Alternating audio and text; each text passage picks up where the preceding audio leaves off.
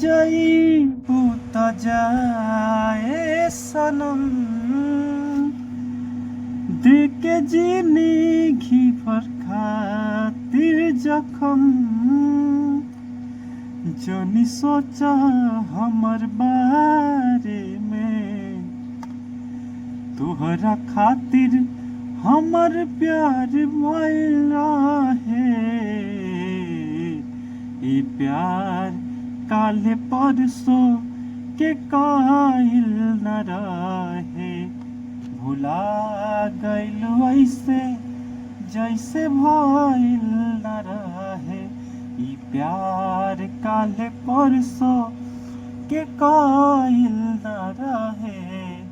भुला गइलू जैसे जैसे भइल न रहे।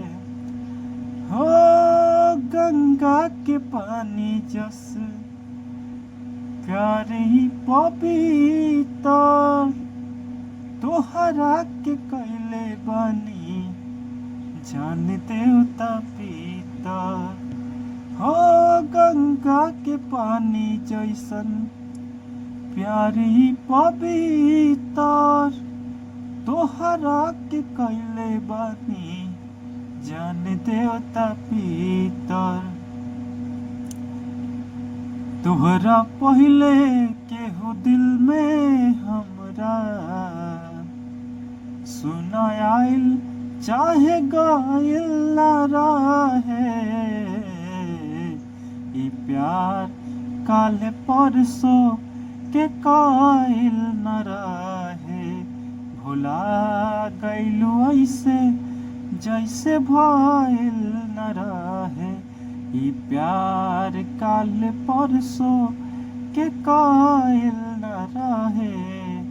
भुला गइलू ऐसे जैसे भइल न रहे।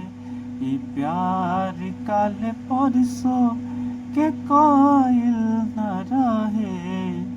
भुला गइल ऐसे जैसे भइल न रहे।